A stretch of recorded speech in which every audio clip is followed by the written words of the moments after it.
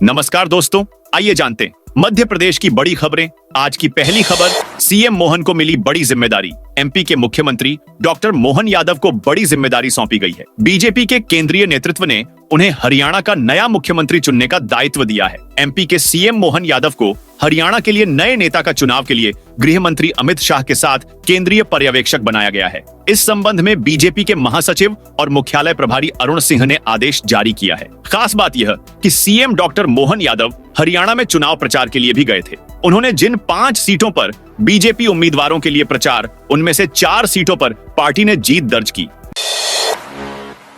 मुंबई के एनसीपी नेता बाबा सिद्दीकी मामले की आंच एमपी तक आ पहुंची है। इस कांड के एक संदिग्ध की उज्जैन में छिपे होने की आशंका है। उसकी तलाश में मुंबई पुलिस की क्राइम ब्रांच की टीम उज्जैन में छापामारी कर रही है। मुंबई पुलिस यहां सुबह से ही आ गई थी और शाम तक उसकी कार्रवाई जारी है। बाबा सिद्दीकी की जिम्मेदारी लॉरेंस गैंग ले चुका है। बाबा सिद्दीकी को उनके विधायक बेटे जीशान के ऑफिस के बाहर गोलियां मारी गई थी। उन्हें गोली मारने वाले 3 आरोपियों में से 2 हमलावरों को पुलिस ने गिरफ्तार कर लिया है। फिर लौट आया मानसून। प्रदेश के कई जिलों में मचाई तबाही। मध्य प्रदेश में जाते जाते मानसून फिर मेहरबान है। रविवार को राजधानी भोपाल, उज्जैन, धार, शाजापुर, नर्मदापुरम, इंदौर, रतलाम, शिवपुरी, मंडला, नरसिंहपुर सहित कई जिलों भारी बारिश देखने को मिली है। सबसे ज्यादा बारिश के शाजापुर में तबाही मचाई है, जिससे वहां बाढ़ जैसी स्थिति उत्पन्न हो गई है। इधर मौसम विभाग ने कई जिलों के लिए अलर्ट जारी कर दिया है। सोयाबीन का समर्थन मूल्य घोषित मुरैना जिले में प्राइस सपोर्ट योजना के अंतर्गत ई उपार्जन पोर्टल पर समर्थन मूल्य पर सोयाबीन उपार्जन के लिए किसानों की फसल के पंजीयन 25 सितंबर से 20 अक्टूबर 2024 तक होंगे। सभी मुख्यालय पर पंजीयन कार्य हो रहा है। सोयाबीन का समर्थन मूल्य 4,892 रुपए प्रति क्विंटल घोषित किया गया है। सभी किसान अपनी सोयाबीन फसल का पंजीयन निर्धारित केंद्र और कॉमन सर्विस सेंटर पर जाकर करवा सकते हैं। मध्य प्रदेश को बड़ी सौगात बनेंगे सबसे अच्छे और सस्ते कपड़े। जल्द ही मध्य प्रदेश देश भर में सबसे सस्ते और अच्छे कपड़ों के लिए भी जाना जाएगा। यहाँ गारमेंट इंडस्ट्री पर खासा फोकस किया जा रहा है। मालवा निमाड़ इलाके में गारमेंट हब भी विकसित किया जा रहा है। इसके अंतर्गत मुख्यमंत्री डॉक्टर मोहन यादव ने रविवार को प्रदेश को बड़ी सौगात देते हुए महाकाल की नगरी उज्जैन में गारमेंट फैक्ट्री का शुभारंभ किया। इस फैक्ट्री में सीमलेस कपड़े तैयार किए जाएंगे। 355 करोड़ रुपए की इस गारमेंट इंडस्ट्री के चालू हो जाने से आसपास के इलाके का भी विकास होना तय है। नक्सली खात्मे में जुटे जवानों के वाहन पेड़ से टकराया।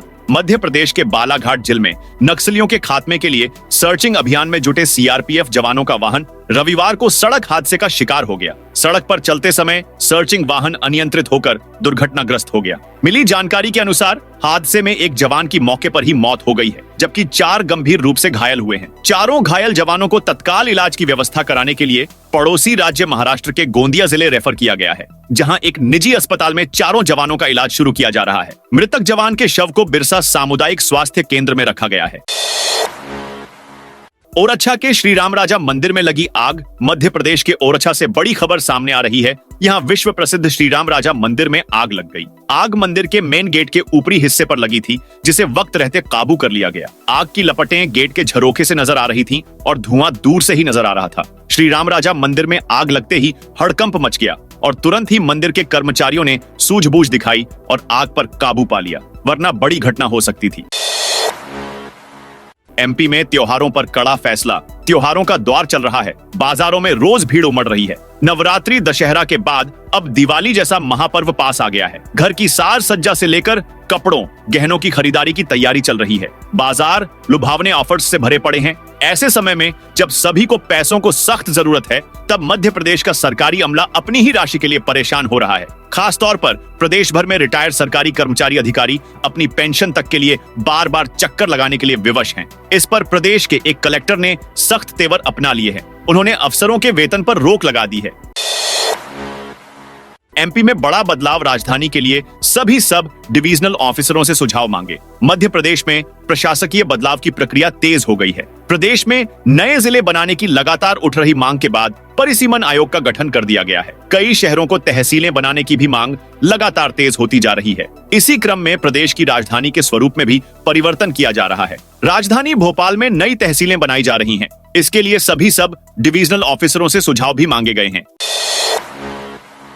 अब 10 मिनट में होंगी 60 तरह की जांच, वो भी बिल्कुल फ्री। मध्य प्रदेश की आर्थिक राजधानी इंदौर एक बार फिर चर्चा में है। यह शहर स्वच्छता के लिए जाना जाता है, वहीं अब स्वास्थ्य संबंधी जांच के लिए खबरों में है। आपको जानकारी के लिए बता दें कि इंदौर नगर निगम ने शहर के कुलकर्णी नगर क्षेत्र में हेल्थ एटीएम लगाया है। यहाँ नगर निगम द्वारा संजीवनी क्लिनिक शुरू किया जा रहा है। दरअसल महाराष्ट्र, उत्तर प्रदेश और अन्य राज्यों के बाद अब मध्य प्रदेश हेल्थ एटीएम से अपडेट होने जा रहा है, जहां 11 लाख रुपए की लागत से हेल्थ एटीएम एस्टैब्लिश किया गया है। इस हेल्थ एटीएम में डिजिटल जांच की रिपोर्ट मरीज के मोबाइल पर व्हाट्सएप के जरिए मिलेगी। हालांकि एटीएम में स्कैनर और अन्य उपकरणों के माध्यम से सैंपलिंग हो सकेगी।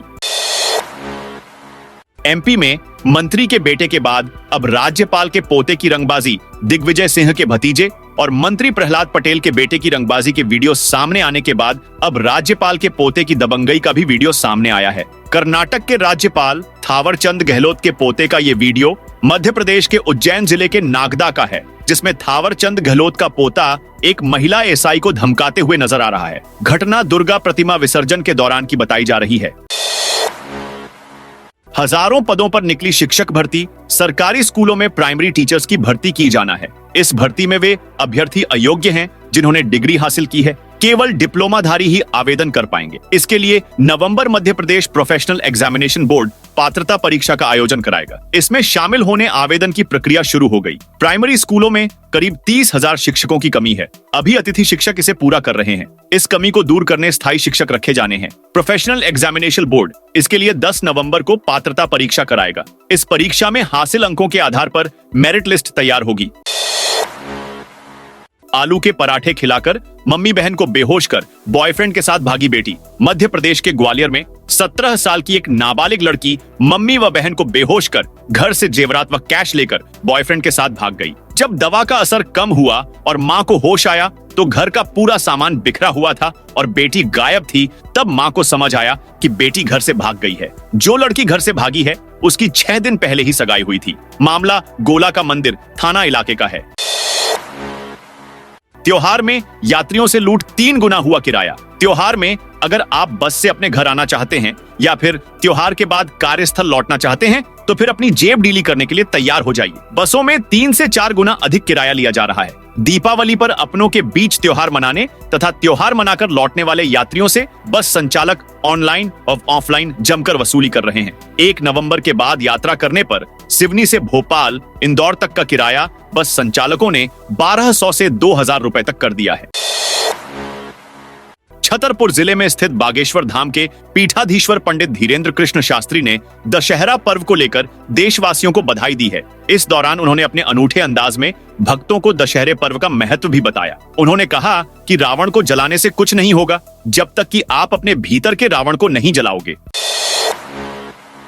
फिर बंद हुई सिटी बस। बीते कुछ दिन से शहर की सड़कों पर सिटी बस नजर नहीं आ रही हैं। बसों का संचालन क्यों बंद किया गया है, फिलहाल यह तो स्पष्ट नहीं हो सका है, लेकिन इससे शहर के 10,000 से ज्यादा लोग प्रभावित हो रहे हैं। इसमें सबसे ज्यादा परेशानी उन छात्राओं को हो रही है जो अंचल से बस स्टैंड पहुंचती हैं। सिटी बसें बंद होने से इन छात्राओं को आने जाने 10 रुपए का खर्चा आता था, लेकिन अब ऑटो रिक्शा से जाने में उन्हें 40 से 50 रुपए खर्च करने पड़ रहे हैं। इतना ही नहीं, यदि कोई छात्रा लेट होने या अन्य किसी कारण के चलते अकेले कॉलेज जाना चाहे और ऑटो चालक को सवारियां न मिले तो उसे 100 रुपए तक किराया लगेगा। यह स्थिति आमजन के साथ भी बन रही है।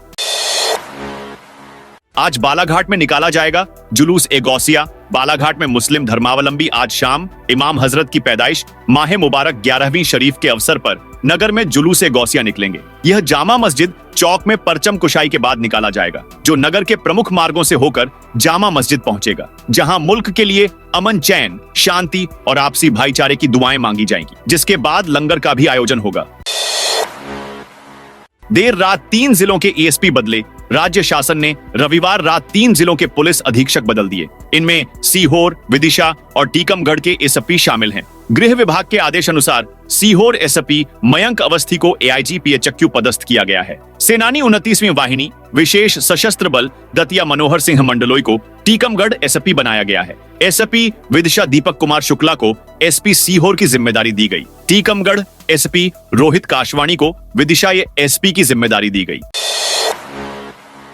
रीवा के त्योंतर से भाजपा विधायक सिद्धार्थ तिवारी ने एक बार फिर से मजार का अतिक्रमण हटाने को लेकर सोशल मीडिया पर पोस्ट की है। उन्होंने कहा कि रीवा शहर के अमहिया क्षेत्र में अवैध मजार का मुद्दा मैंने आज से 10 दिन पहले उठाया था। प्रशासन से निवेदन करता हूं कि जो अवैध कब्जा धीरे धीरे बढ़कर सड़क पर आ चुका है उसे हटाया जाना चाहिए। इस तरह का लैंड जिहाद बंद होना चाहिए। इस लैंड जिहाद से आम जनमानस को जाम से मुक्ति मिल सके। मुझे पूरा विश्वास है कि विजयादशमी के पर्व के उपलक्ष्य में बुराई पर अच्छाई की जीत होगी। दोस्तों, यह थी मध्य प्रदेश की दिन भर की ताजा और बड़ी खबरें।